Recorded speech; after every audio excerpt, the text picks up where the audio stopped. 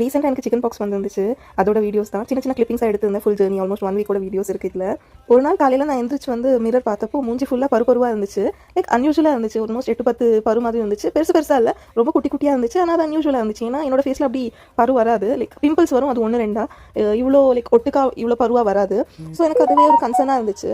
அன்றைக்கி நான் வேலைக்கு போயிருந்தேன். வேலைக்கு போனப்போ கலீக்ஸும் பார்த்துட்டு அவ்வளோ பெருசாக ஒன்றும் இல்லை, குட்டி குட்டியாக தான் இருக்குது, ஏதாச்சும் இன்ஃபெக்ஷன் ஆகிருக்கும், தண்ணினால ஏதாச்சும் இன்ஃபெக்ஷன் ஆகிருக்கும், பயப்படாதீங்கன்னு தான் சொன்னாங்க.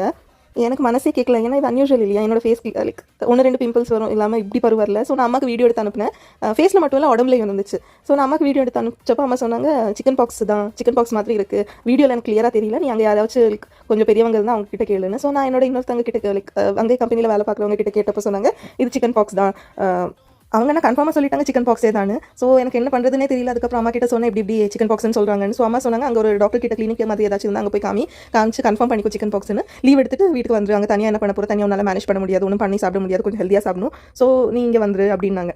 நானும் எனக்கு டியூட்டி முடிச்சுட்டு ஈவினிங் கிளினிக் போயிருந்தேன். கிளினிக்லையும் கன்ஃபார்ம் பண்ணிட்டாங்க சிக்கன் பாக்ஸ்னு. அவங்க சொன்னாங்க 1 வீக்குக்கு வெளியே போகக்கூடாது, பீப்புள் கூட கான்டாக்ட் இருக்கக்கூடாது, ஈஸியாக ஸ்ப்ரெட் ஆகும், அதுதான் நார்மலாக சொன்னாங்க. ஸோ நான் same day night bus book பண்ணி மேங்களூர் வந்துட்டேன். நைட் அரௌண்ட் 12 மணிக்கு தான் பஸ் இருந்துச்சு. மாஸ்க் போட்டு ஃபுல் ஹேண்ட் ட்ரெஸ் எல்லாம் போட்டு சேஃபாக தான் வந்தேன். ஃபர்ஸ்ட் டேங்கிறதுனால அவ்வளோ சிவியராக ஒன்றும் இருக்குல்ல. செகண்ட் டேலேருந்து தான் த்ராட் பெயின், வாயிலையும் புண்ணு வந்துருந்துச்சு. ஸோ வாயும் வலிக்குது, நாக்கும் வலிக்குது, நாக்குலேயும் புண்ணு இருந்துச்சு. ஸோ ஒன்றும் சாப்பிட முடியல.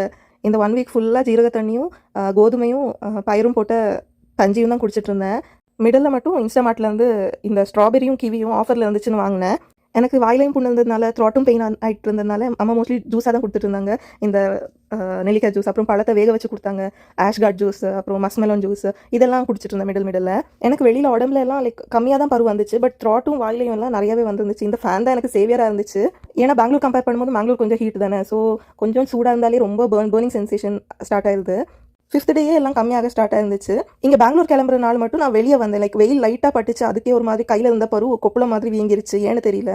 பெங்களூர் வர நாள் மட்டும் அம்மா கிட்ட கேட்டேன், அம்மா ஃபிஷ் சாப்பிடும் போல இருக்கு, பண்ணி தரீங்களா, சாப்பிட்டுட்டான்னு கேட்டேன். அம்மா சரி கொஞ்சம் மட்டும் சாப்பிட்டுக்கோன்னு சொன்னாங்க. ஆனால் கொஞ்சம் எடுத்தேன், அதுவே சாப்பிட முடியல எனக்கு.